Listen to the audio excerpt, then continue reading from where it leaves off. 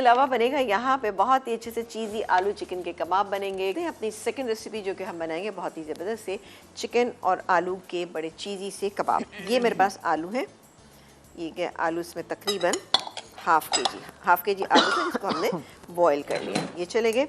अच्छा, इसके अंदर हम डालेंगे चिकन जाएगी श्रेड की भी तकरीबन इसके अंदर, ये 1 कप के करीब। ठीक है, थोड़ी मुझे ज़्यादा लग रही है तो हम थोड़ी सी बचा लेते हैं, कोई इशू नहीं है। ये गई। इसके बाद चिकन पाउडर इसके फ्लेवर को इन्हांस करने के लिए तकरीबन 1.5 टीस्पून। इसके अलावा हरा धनिया तकरीबन 2 से 3 टेबल स्पून।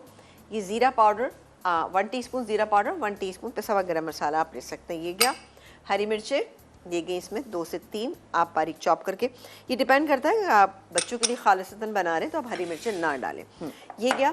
इसके बाद हम डालेंगे इसमें चाट का मसाला। चाट का मसाला कितना डालेंगे? ये जाएगा तकरीबन इसमें 1.5 टीस्पून। मैं एक चीज़ बताऊं कि चाट का मसाला जब भी आप ऐसी किसी चीज़ में डालते हैं तो उससे क्या होता है, इसके अंदर चूँकि टाटरी पड़ी होती है और वो टाटरी बहुत जल्दी पानी छोड़ देती है। तो जब भी आप डालें तो इस तरह से डालें कि बहुत ज़्यादा न डालें, लेकिन हल्की सी फील आना चाहिए कि चाट का मसाला। लेकिन अगर आपका चाट का मसाला खटाई बेस है तब आप ज़्यादा डाल सकते हैं, वरना चाटी बेस अगर है तो उसको आप कम डालें। ठीक है। ये नमक। और ये कैसे पता चलेगा?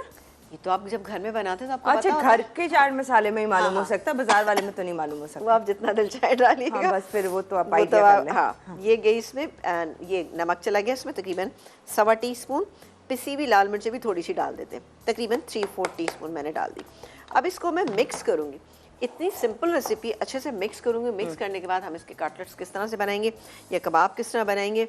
अब मुझे अपने हाथ जो है, आप मिक्सिंग कर लें अच्छे से, हम ब्रेक ले लेते हैं। ठीक है, बस इसकी मिक्सिंग है नॉर्मली इसी तरह से जैसे कबाब बनाते हैं। अच्छा, एक चीज़ मैं थोड़ी सी बताती जाती हूँ कि ये मेरे पास चीज़ रखा हुआ है, ठीक है ना। चेडर चीज़ का इस्तेमाल हम करेंगे। सेंटर में थोड़ा सा चेडर चीज़ की फिलिंग करेंगे। अच्छा, एक मैं आपके सामने बनाऊंगी, बाकी मैं बना के रख लेती हूँ। एक आपके सामने बनाएंगे। अंडा और ब्रेड का मैं कोट करेंगे और फिर उसको फ्राई कर लेंगे। बिल्कुल, हाँ, दिखाने के लिए। इसमें कोई ऐसी चीज़ है नहीं मैं आपको, लेकिन फिर भी बता रही क्योंकि इस टाइप की चीज़ें हम बहुत बनाते रहते हैं। ये देखिए मिक्स किया और सेंटर में हमने इसके ये थोड़ा सा चीज़ तकरीबन ऐसे हर एक में अगर आप चेडर चीज़ 1 टेबल स्पून डालते रहेंगे तो बेहतरीन रहेगा।